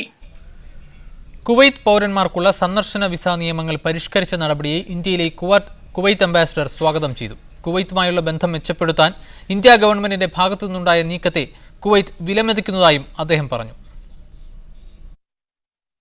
ചികിത്സ, പഠനം തുടങ്ങിയ ആവശ്യങ്ങൾക്കായി ഇന്ത്യ സന്ദർശിക്കാൻ ആഗ്രഹിക്കുന്ന കുവൈറ്റ് സ്വദേശികളുടെ വിസ നടപടികൾ ലഘൂകരിക്കണമെന്ന് നേരത്തെ തന്നെ ആവശ്യമുയർന്നിരുന്നു. കഴിഞ്ഞ മാസം കുവൈറ്റ് പ്രധാനമന്ത്രി നടത്തിയ ഇന്ത്യ സന്ദർശനത്തിന്റെ തുടർച്ച എന്ന നിലക്കാണ് ഇപ്പോൾ വിസ നടപടികളിൽ പരിഷ്കരണം കൊണ്ടുവന്നിരിക്കുന്നത്. പുതിയ നടപടിക്രമം പ്രകാരം വ്യാപാരാവശ്യാർത്ഥം ഇന്ത്യ സന്ദർശിക്കാൻ ഉദ്ദേശിക്കുന്ന കുവൈറ്റ് പൗരന് 5 വർഷ കാലാവധിയുള്ള മൾട്ടിപ്പിൾ എൻട്രി വിസ ലഭ്യമാകും. വിനോദസഞ്ചാരത്തിനായി എത്തുന്നവർക്ക് 6 മാസവും ചികിത്സ തേടിയുള്ള സന്ദർശനത്തിന് 1 വർഷവും കാലാവധിയുള്ള വിസയാണ് അനുവദിക്കുക. പഠനാവശ്യാർത്ഥം ഇന്ത്യയിലെത്താൻ ആഗ്രഹിക്കുന്നവർക്ക് അതത് കോഴ്സുകളുടെ കാലാവധിക്കനുസരിച്ചുള്ള വിസയാണ് ലഭിക്കുക. ഡിപ്ലോമാറ്റിക്, സ്പെഷ്യൽ, ഒഫീഷ്യൽ പാസ്പോർട്ട് കൈവശമുള്ളവരെ വിസ നടപടികളിൽ നിന്ന് ഒഴിവാക്കണമെന്ന നിർദ്ദേശത്തിൽ ചർച്ചകൾ തുടരുന്നതായും സാമി അൽ സുലൈമാൻ പറഞ്ഞു. ചികിത്സ, പഠനം, വിനോദസഞ്ചാരം എന്നീ ആവശ്യങ്ങൾക്കായി ഇന്ത്യ സന്ദർശിക്കാൻ ആഗ്രഹിക്കുന്ന തന്റെ നാട്ടുകാർക്ക് പരിഷ്കരണം സഹായകമാകുമെന്ന് പറഞ്ഞ അദ്ദേഹം കൂടുതൽ കുവൈറ്റ് വ്യവസായ സംരംഭകരെ ഇന്ത്യയിലേക്ക് ആകർഷിക്കാൻ സാധിക്കുമെന്നും പ്രത്യാശിച്ചു. Muneer Ahmed, media 1, Kuwait city. Saudi അറേബ്യയിൽ ഓട്ടിസം ബാധിച്ച കുട്ടികളെ സംരക്ഷിക്കാൻ പഠന പരിശീലന കേന്ദ്രങ്ങൾ സ്ഥാപിക്കണമെന്ന് രോഗബാധിതരുടെ കുടുംബങ്ങൾ ആവശ്യപ്പെട്ടു. കുട്ടികളുടെ സംരക്ഷണത്തിനായി പുതിയ പദ്ധതികൾ ആവിഷ്കരിക്കണമെന്നും രക്ഷിതാക്കൾ ആവശ്യപ്പെട്ടു. ഓട്ടിസം ബാധിച്ചവരുടെ കുടുംബാംഗങ്ങളുടെ അനുഭവങ്ങൾ പങ്കുവയ്ക്കാനായി സംഘടിപ്പിക്കുന്ന സമ്മേളനത്തിന് മുന്നോടിയായി നടന്ന വാർത്താ സമ്മേളനത്തിലാണ് ഈ ആവശ്യം ഉയർന്നത്. Riyadh governor Amir Khalid bin ബന്ദറിന്റെ നേതൃത്വത്തിൽ ഡിസംബർ 23 മുതൽ 25 വരെ കിങ് ഫഹദ് കൾച്ചറൽ സെന്ററിലാണ് ഓട്ടിസം ബാധിച്ചവരുടെ കുടുംബാംഗങ്ങളുടെ സംഗമം നടക്കുന്നത്. ഇതിന്റെ മുന്നോടിയായി മാധ്യമപ്രവർത്തകരും ഈ മേഖലയിൽ പ്രവർത്തിക്കുന്നവരും ഓട്ടിസം ബാധിച്ച കുട്ടികളുടെ രക്ഷിതാക്കളും പങ്കെടുത്ത സംഗമത്തിലാണ് ക്രിയാത്മകമായ നിർദ്ദേശങ്ങളും ആവശ്യങ്ങളും ഉയർന്നത്. കുട്ടികൾക്കായി പ്രത്യേക പരിരക്ഷാ കേന്ദ്രങ്ങൾ ഇല്ലാത്തത് കുടുംബങ്ങൾക്ക് ഭാരിച്ച ചെലവാണുണ്ടാക്കുന്നതെന്ന് രക്ഷിതാക്കൾ പരാതിപ്പെട്ടു. നിലവിലുള്ള സ്ഥാപനങ്ങളിൽ നിന്ന് കടുത്ത അവഗണന നേരിടുന്നുണ്ടെന്നും രക്ഷിതാക്കൾ പറഞ്ഞു. കുട്ടികൾക്ക് ജോലിക്കാരികളെയും ഡ്രൈവർമാരെയും അനുവദിക്കുക, സാമ്പത്തിക സഹായം നൽകുക തുടങ്ങിയ ആവശ്യങ്ങളും യോഗത്തിൽ ഉയർന്നു. Alfisam charitable society chairperson Ameera Sameera Al Faisal മുഖ്യ അതിഥിയായിരുന്നു. കുട്ടികൾക്കായി നിരവധി പദ്ധതികൾ ആവിഷ്കരിച്ചതായും കിങ് സൗദ് യൂണിവേഴ്സിറ്റിയിൽ പ്രത്യേകം കേന്ദ്രം സ്ഥാപിച്ചതായും അവർ പറഞ്ഞു. സൊസൈറ്റി വൈസ് ചെയർമാൻ ഇബ്രാഹിം അൽ ഉസ്മാൻ, അബ്ദുൽ മുഹ്സിൻ അൽ ഹുതൈബി, അഹമ്മദ് അസ്സലാമ തുടങ്ങിയവർ പങ്കെടുത്തു. Media 1, Riyadh.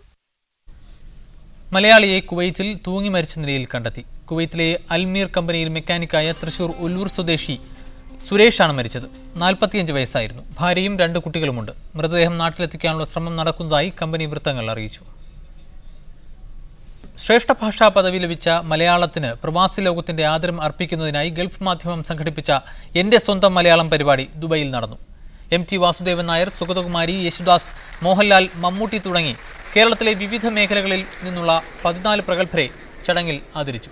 UAE പ്രധാനമന്ത്രിയും ദുബൈ ഭരണാധികാരിയുമായ Sheikh Mohammed bin Rashid Al മക്തൂമിന്റെ റൂ ഐത്തി എന്ന പുസ്തകത്തിന്റെ മലയാള പരിഭാഷയുടെ പ്രകാശനവും നടന്നു. സിദ്ദീഖ് അണിയിച്ചൊരുക്കിയ ദൃശ്യാവിഷ്കാരവും ഗായിക KS ചിത്ര നയിച്ച സംഗീത നിശയും അരങ്ങേറി. കണ്ണിൽ ഇരുട്ടു നിറഞ്ഞവർക്കും അവർ ആഗ്രഹിക്കുന്ന രൂപങ്ങളെ തൊട്ടുനോക്കി മനസ്സിലാക്കാം. ജപ്പാനിൽ കാഴ്ചയില്ലാത്ത കുട്ടികൾക്കായി സ്ഥാപിച്ച 3D പ്രിന്റർ വഴിയാണ് ഇത് സാധ്യമാവുക. ഇതുവഴി ചുറ്റുപാടുകളിലുള്ള വസ്തുക്കളെ വേഗത്തിലും എളുപ്പത്തിലും മനസ്സിലാക്കാൻ കുട്ടികൾക്ക് കഴിയും. പ്രത്യേകതരം 3D പ്രിന്ററിനു സമീപത്തു ചെന്ന് ആവശ്യമുള്ള രൂപത്തിന്റെ പേര് പ്രിന്ററിനോട് പറയുക. പ്രിന്റർ ഈ പേര് തിരിച്ചു പറയും. പേരുറപ്പിക്കുന്നതിനായി നീല ബട്ടണിൽ വിരലമർത്തിയാൽ പിന്നെ മിനിറ്റുകൾ കൊണ്ട് പ്രിന്റ് ചെയ്ത രൂപം ലഭിക്കും. ആനയുടെയും വിമാനത്തിന്റെയും ചിത്രങ്ങൾ പേപ്പറുകളിലും മറ്റുമുണ്ടാകുമെങ്കിലും അത് സ്പർശിച്ച് മനസ്സിലാക്കാൻ കാഴ്ചയില്ലാത്തവർക്ക് കഴിയില്ല. ഈ അവസ്ഥ മറികടക്കാൻ പുതിയ സംവിധാനം പ്രയോജനപ്പെടും. ജപ്പാനിലെ ഹനാവ ഹൊക്കിച്ചി സൈറ്റാമയിലെ പ്രൊഫെക്ച്വൽ സ്കൂളിലെ 9-കാരിയായ യൂയി യമറ്റാമോ 3D പ്രിന്റർ തന്റെ പഠനത്തിനായി ഏറെ പ്രയോജനപ്പെടുമെന്ന വിശ്വാസത്തിലാണ്. രൂപങ്ങളെ തനിക്ക് സ്വന്തം കൈകൊണ്ട് തൊട്ടറിയാൻ സാധിച്ചുവെന്നാണ് യുഇന്ത്യയുടെ പ്രതികരണം.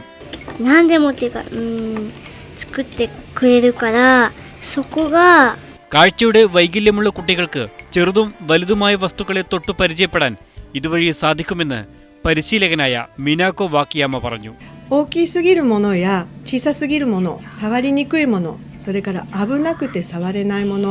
യാഹു ജപ്പാൻ കോർപ്പറേഷനാണ് സംവിധാനം വികസിപ്പിച്ചെടുത്തത്. 100,000-ഓളം 3D ഇമേജുകൾ പ്രിന്റ് ചെയ്തെടുക്കാൻ കഴിയുന്ന തരത്തിലാണ് പ്രിന്റർ സംവിധാനം ചെയ്തിരിക്കുന്നത്. ഇന്റർനെറ്റ് സംവിധാനം ഉപയോഗപ്പെടുത്തിയാൽ കൂടുതൽ സാധ്യതകളും ഇതിനുണ്ടാകുമെന്ന് 3D പ്രിന്റർ വികസിപ്പിച്ചെടുത്ത ഷിൻ യാ ഉച്ചിത പറഞ്ഞു. 1 മാസ കാലയളവിലേക്ക് സ്കൂളുകൾക്ക് പ്രിന്റർ വാടകയ്ക്ക് നൽകും. ഇതുവഴി കൂടുതൽ കുട്ടികൾക്ക് ഇതിന്റെ പ്രയോജനം ലഭ്യമാകുമെന്നും ഷിനിയ പറഞ്ഞു. News desk, media 1. 10ാമത് ദുബൈ അന്താരാഷ്ട്ര ചലച്ചിത്രോത്സവം വ്യത്യസ്തമായ സിനിമകൾ കൊണ്ടും സംവിധായകരുടെ സാന്നിധ്യം കൊണ്ടും ശ്രദ്ധേയമാകുന്നു. കഴിഞ്ഞ ദിവസം അന്തരിച്ച ആഫ്രിക്കൻ വിമോചക നേതാവ് നെൽസൺ മണ്ടേലയുടെ ജീവിതം പറയുന്ന സിനിമ ഏറെ ആവേശത്തോടെയാണ് പ്രേക്ഷകർ സ്വീകരിച്ചത്. 57 രാജ്യങ്ങളിൽ നിന്ന് 43 ഭാഷകളിലായി 174 ഫീച്ചർ ഫിലിമുകൾ എത്തുന്ന ദുബായ് അന്താരാഷ്ട്ര ഫിലിം ഫെസ്റ്റിവലിലെ വേറിട്ട കാഴ്ചയായിരുന്നു Mandela Long Walk to Freedom എന്ന സിനിമ. മണ്ടേലയുടെ പോരാട്ടത്തിന്റെ സംഭവബഹുലമായ കഥ പറയുന്ന സിനിമ കാണാൻ വിവിധ രാജ്യങ്ങളിൽ നിന്നുള്ള നൂറുകണക്കിന് ആളുകളാണ് എത്തിയത്. മണ്ടേലയുടെ ആത്മകഥയെ അടിസ്ഥാനമാക്കി പ്രമുഖ സംവിധായകൻ ചാദ്വിക് സംവിധാനം ചെയ്ത സിനിമ മണ്ടേലയുടെ ജീവിതഗന്ധിയായ കഥയാണ് പറയുന്നത്.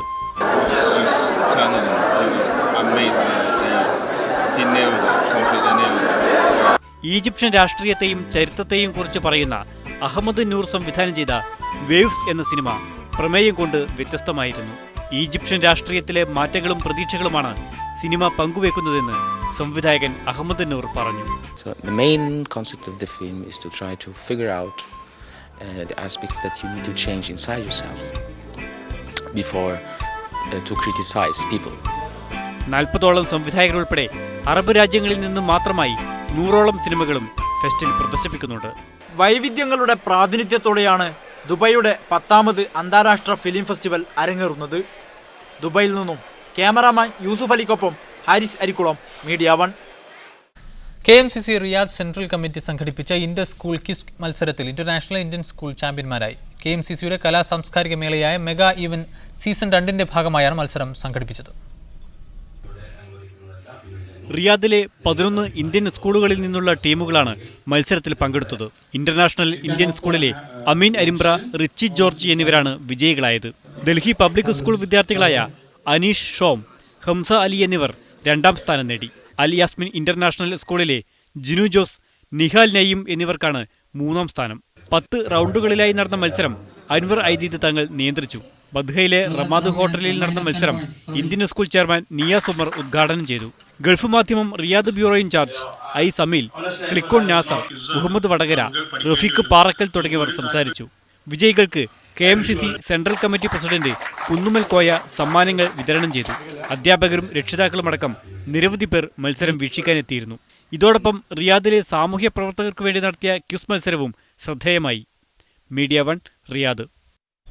റിയാദ് KMCC മലപ്പുറം ജില്ലാ കമ്മിറ്റി നടപ്പിലാക്കുന്ന ബൈത്തുർ റഹ്മ ഭവന പദ്ധതിയുടെ പ്രചാരണാർത്ഥം റിയാദിലെത്തിയ മുസ്ലിം ലീഗ് നേതാക്കൾക്ക് സ്വീകരണം നൽകി. മുസ്ലിം ലീഗ് മലപ്പുറം ജില്ലാ പ്രസിഡന്റ് പാണക്കാട് സാദിഖ് അലി ശിഹാബ് തങ്ങൾ, ദേശീയ സെക്രട്ടറി സിറാജ് ഇബ്രാഹിം സെഡ്, മലപ്പുറം ജില്ലാ general secretary P Abdul Hameed എന്നിവരാണ് 3 ദിവസത്തെ സന്ദർശനത്തിനായി റിയാദിലെത്തിയത്. വീട് നിർമ്മാണ fund new Safa Makkah polyclinic manager Muhammad അഷ്റഫിൽ നിന്ന് സ്വീകരിച്ച് സാദിഖ് അലി തങ്ങൾ ഉദ്ഘാടനം ചെയ്തു. സാഹിത്യകാരൻ അബു ഇരിങ്ങാട്ടിരിയുടെ അലിവുമരം എന്ന കഥാസമാഹാരത്തിന്റെയും സാമൂഹ്യ പ്രവർത്തകനും എഴുത്തുകാരനുമായ രായൻകുട്ടി നീറാടിന്റെ മുദ്രകൾ എന്ന കൃതിയുടെയും പ്രകാശനം ജിദ്ദയിൽ നടന്നു. ജിദ്ദയിലെ അക്ഷരസ്നേഹികളുടെ കൂട്ടായ്മയായ ഗ്രന്ഥപുരയാണ് പ്രകാശന ചടങ്ങ് സംഘടിപ്പിച്ചത്. Malayalam news editor Musafir Ahmed Gulf Madhyamam executive editor VM ഇബ്രാഹിമിന് കോപ്പി നൽകി അലിവുമരത്തിന്റെ പ്രകാശനം നിർവഹിച്ചു. എഴുത്തുകാരി റുബീന നിവാസ് പ്രൊഫസർ B ഫാത്തിമയ്ക്ക് കോപ്പി നൽകി മുദ്രകളുടെ പ്രകാശനം നിർവഹിച്ചു. വെൽഫെയർ പാർട്ടി ഓഫ് ഇന്ത്യയുടെ കുവൈത്ത് പോഷക ഘടകമായ വെൽഫെയർ കേരള കുവൈത്ത് പ്രവർത്തനം ആരംഭിച്ചു. 2013-14 കാലയളവിലേക്കുള്ള കേന്ദ്ര ഭാരവാഹികളെ നേരത്തെ തെരഞ്ഞെടുത്തിരുന്നു. വെൽഫെയർ പാർട്ടി സംസ്ഥാന പ്രസിഡന്റ് അബ്ദുൽ ഹമീദ് വാണിയമ്പലത്തിന്റെ നേതൃത്വത്തിലായിരുന്നു തെരഞ്ഞെടുപ്പ്. അൻവർ സയ്യിദാണ് പ്രസിഡന്റ്. കൃഷ്ണദാസ്, K അബ്ദുറഹ്മാൻ എന്നിവർ ജനറൽ സെക്രട്ടറിമാരാണ്. E അർഷദാണ് ട്രഷറർ.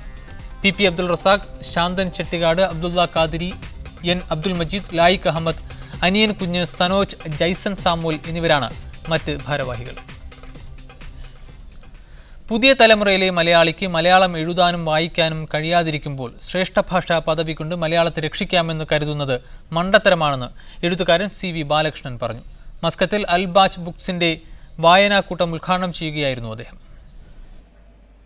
ഇന്റർനെറ്റിൽ ചാറ്റ് ചെയ്യാനും SMS അയക്കാനും ഉപയോഗിക്കുന്ന വികലമായ ഭാഷ മതി എന്ന് പലരും വിശ്വസിക്കുന്ന കാലത്താണ് ശ്രേഷ്ഠ ഭാഷാ പദവിയുടെ പേരിൽ നാം അഭിമാനം കൊള്ളുന്നതെന്ന് CV ബാലകൃഷ്ണൻ പറഞ്ഞു. കേന്ദ്ര സർക്കാരിൻ്റെ പ്രഖ്യാപനം കൊണ്ടും 100 കോടിയുടെ ഫണ്ട് കൊണ്ടും ശ്രേഷ്ഠത കൈവന്ന ഭാഷയല്ല മലയാളം. എന്നാൽ ഭാഷയുടെ ശ്രേഷ്ഠത നിലനിൽക്കണമെങ്കിൽ മലയാളിക്ക് മലയാളത്തോടുള്ള സമീപനമാണ് മാറേണ്ടതെന്നും അദ്ദേഹം പറഞ്ഞു. മലയാളി എന്ന് പറയുന്ന സ്വത്വം എന്താണ് ശരിക്കും? എന്താണ് മലയാളി എന്ന് പറയുന്നത്? സ്വത്വം എന്ന് പറയുന്നത് നമ്മളെ ഈ ഓണത്തിനും മറ്റ് ദിവസങ്ങളിലും ഈ വിദേശത്തും അതുപോലെ ഇന്ത്യയിലും മറ്റു നഗരങ്ങളിലും ഈ മുണ്ടും നേരി ചെയ്ത് കൊടുക്കുകയും തിരുവാതിര കളിക്കുകയും ചെയ്യുന്നതാണ് മലയാളിത്വം എന്ന് പറയുന്നത്. അതാണ് മലയാളിത്വം. മലയാളം ഒരു ഭാഷയുണ്ട്, ഏറ്റവും പ്രധാനപ്പെട്ട ഭാഷയാണ് അവർ. മലയാള പുസ്തക പ്രേമികൾക്ക് വായിക്കാനും സംവദിക്കാനും വേദിയൊരുക്കുക എന്ന ലക്ഷ്യത്തോടെയാണ് വായനാക്കൂട്ടം സംഘടിപ്പിക്കുന്നതെന്ന് ചടങ്ങിൽ അധ്യക്ഷത വഹിച്ച അൽബാജ് ബുക്സ് MD ഷൗക്കത്ത് അലി പറഞ്ഞു. ഒമാനിലെ ഏക മലയാള പുസ്തക വിതരണ സ്ഥാപനമാണ് അൽബാജ്. അബ്ദുൽ ഷുക്കൂർ, P. കൃഷ്ണദാസ്, നൌഷാദ്, MR ചന്ദ്രശേഖരൻ എന്നിവർ സംസാരിച്ചു. TC സുനിൽ സ്വാഗതവും മനോജ് ബാലകൃഷ്ണൻ നന്ദിയും പറഞ്ഞു. Media 1 Muscat. പ്രവാസികാര്യ വകുപ്പിന്റെ മുൻകാല പ്രവാസികൾക്കുള്ള സാന്ത്വനം ധനസഹായ വിതരണം കോഴിക്കോട് നടന്നു. മന്ത്രി KC ജോസഫ് വിതരണം നിർവഹിച്ചു. മരണാനന്തര സഹായമായി കുടുംബത്തിന് 1 ലക്ഷം രൂപയും ചികിത്സാ സഹായമായി 50,000 രൂപയുമാണ് നൽകിയത്. പ്രവാസി കേരളീയ ക്ഷേമകാര്യ സമിതി ചെയർമാൻ അബ്ദുറഹ്മാൻ രണ്ടത്താണി MLA അധ്യക്ഷനായിരുന്നു. കേരള രാജ്യാന്തര ചലച്ചിത്രോത്സവത്തിന്റെ സുവർണ ചകോരം പുരസ്കാരം ഇറാനിയൻ ചിത്രമായ പർവേസിന്. അർജന്റീൻ ചിത്രമായ ഇറാറ്റ രജത ചകോരവും ഫിപ്രസി പുരസ്കാരവും സ്വന്തമാക്കി. മലയാള സിനിമയായ 101 ചോദ്യങ്ങളാണ് 18ാമത് മേളയിൽ മികച്ച ചിത്രമായി പ്രേക്ഷകർ തിരഞ്ഞെടുത്തത്. കനിക ടാക്കീസാണ് മികച്ച മലയാള ചിത്രം. പഴയകാല ഭക്ഷണ രീതിയിലേക്ക് ഒരു തിരിച്ചുപോക്കിന് അവസരമൊരുക്കുകയാണ് കോഴിക്കോട്ടെ സൽക്കാര ഹോട്ടൽ. മസാലക്കൂട്ടുകളില്ലാതെ രുചിയുടെ പഴമ സമ്മാനിക്കാൻ ഉരലും ഉറിയും എന്ന പേരിലാണ് നാടൻ ഫുഡ് ഫെസ്റ്റ് തുടങ്ങിയിരിക്കുന്നത്.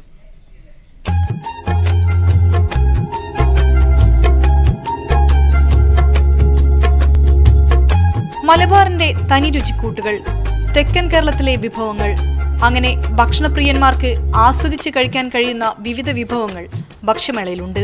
ഞെരടിയ മുളകും മീനും, പച്ചമുളക് ചതച്ച ചെമ്മീൻ, കോഴി ചെറിയുള്ളി തോരൻ തുടങ്ങി നാടൻ രുചിയുടെ കൂട്ടുകളാണ് വിഭവങ്ങൾക്ക്. കപ്പയും മത്തനും ചേർത്തുണ്ടാക്കിയ പുഴുക്കിനാണ് ആവശ്യക്കാർ കൂടുതൽ. പണ്ട് കാലങ്ങളിൽ നമ്മളുടെ വീടുകളിൽ ഉണ്ടായിരുന്ന ചെറിയ ചെറിയ വിഭവങ്ങൾ പല ആൾക്കാരും ഞങ്ങളുടെ ഷെഫുകൾ പോയി പല വീടുകളിലും സന്ദർശിച്ച് കണ്ടെടുത്തൊരു സാധനമാണ്. അതിനകത്ത് കപ്പയും മത്തനും, പുയ്യാപ്പിളക്കോഴി, ചുട്ടുള്ളി മീൻ, അതിനകത്ത് കൂടുതലും കപ്പയും മത്തനും നമുക്ക് നല്ല റെസ്പോൺസിബിൾ കിട്ടുന്നുണ്ട്. മാങ്ങയിട്ട് മൺചട്ടിയിലുണ്ടാക്കിയ മീൻകറിക്കും ആവശ്യക്കാരേറെ. പുയ്യാപ്പിളക്കോഴി, കലശക്കോഴി, കല്ലുമ്മക്കായ ചോറ്, പ്രത്യേക ചേരുവകൾ ചേർത്തുണ്ടാക്കിയ പൊതിച്ചോറ്, കുഞ്ഞിപ്പത്തലും കോഴിയും തുടങ്ങി 32 ഇനം വിഭവങ്ങൾ ആവശ്യക്കാർക്കായി ഉണ്ടാക്കി നൽകും. മീഡിയ 1 കോഴിക്കോട്.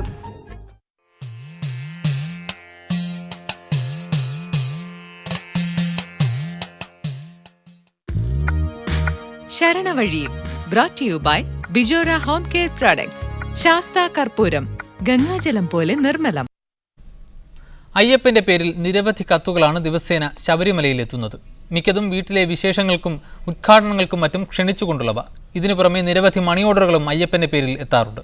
ഇതോടെ സന്നിധാനത്തെ പോസ്റ്റ് ഓഫീസിലും തിരക്കേറി. സ്വാമി അയ്യപ്പ ഭഗവാൻ, ശബരിമല PO, പത്തനംതിട്ട. ഈ അഡ്രസ്സിലെത്തുന്നത് സാധാരണ കത്തുകൾ മാത്രമല്ല. വിവാഹത്തിനും ഗൃഹപ്രവേശത്തിനും കട ഉദ്ഘാടനങ്ങൾക്കുമെല്ലാം സാന്നിധ്യം ക്ഷണിച്ചുകൊണ്ടുള്ള നിരവധി കാർഡുകൾ. കേരളം, തമിഴ്നാട്, ആന്ധ്ര എന്നിവിടങ്ങളിൽ നിന്നാണ് കൂടുതൽ കത്തുകൾ എത്തുന്നത്. മറ്റിടങ്ങളിൽ നിന്ന് വ്യത്യസ്തമായി അയ്യപ്പന്റെ 18ാം പടിയും വിഗ്രഹവും അടങ്ങുന്നതാണ് ശബരിമല പോസ്റ്റ് ഓഫീസിലെ തപാൽ മുദ്ര. ലെറ്ററുകൾ ക്യാൻസൽ ചെയ്യാൻ ഉപയോഗിക്കുന്ന സ്റ്റാമ്പ്, ഡേറ്റ് സ്റ്റാമ്പിന് അയ്യപ്പസ്വാമിയുടെ ചിത്രവും 18ാം പടിയും രേഖപ്പെടുത്തിയിട്ടുണ്ട്. ഒരു പോസ്റ്റ് മാസ്റ്ററും 2 പോസ്റ്റ്മാൻമാരുമടക്കം 6 പേരാണ് ഇവിടെയുള്ളത്. കത്തുകൾക്കും കാർഡുകൾക്കും പുറമെ നിരവധി മണി ഓർഡറുകളും അയ്യപ്പന്റെ പേരിൽ എത്താറുണ്ട്. പ്രത്യേക തപാൽ മുദ്രയായതിനാൽ സ്റ്റാമ്പ് ശേഖരിക്കുന്നവരും മറ്റും സ്വന്തം അഡ്രസ്സിൽ ശബരിമലയിൽ നിന്ന് കത്തയക്കും. മണ്ഡല മകരവിളക്ക് കാലത്തും വിഷുവിളക്ക് സമയത്തുമാണ് പോസ്റ്റ് ഓഫീസ് പ്രവർത്തന സജ്ജമാകുക. ക്യാമറ പേഴ്സൺ ഉണ്ണി പാലാഴിക്കൊപ്പം മനേഷ് മൂർത്തി, മീഡിയ 1 സന്നിധാനം.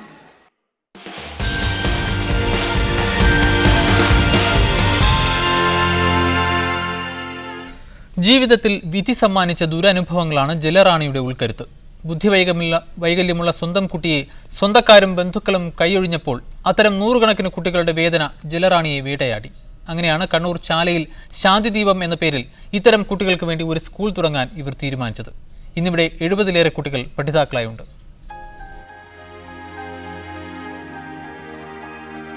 ബുദ്ധിവൈകല്യമുള്ള സ്വന്തം മകനെ കൂട്ടുകാരെ ഏൽപ്പിച്ച് അർബുദ ചികിത്സയ്ക്കായി പോകുമ്പോൾ ജലറാണി എന്ന ഈ സ്ത്രീ ഒരു ശബ്ദമെടുത്തു. ഈശ്വരൻ ആയുസ് തിരിച്ചു തന്നാൽ ബുദ്ധിവൈകല്യമുള്ള കുട്ടികൾക്ക് വേണ്ടി ഒരു സ്കൂൾ തുടങ്ങണം. ഓപ്പറേഷന് ശേഷം തിരിച്ചെത്തിയ ജലറാണി സ്പെഷ്യൽ സ്കൂൾ ടീച്ചിങ്ങിൽ B.Ed എടുത്തു. എന്നാൽ ഒരു സ്കൂൾ തുടങ്ങുക അത്ര എളുപ്പമായിരുന്നില്ല.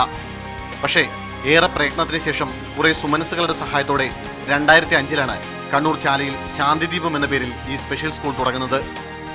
9 വർഷം പിന്നിടുമ്പോൾ ഇന്നിവിടെ 76 കുട്ടികളുണ്ട്.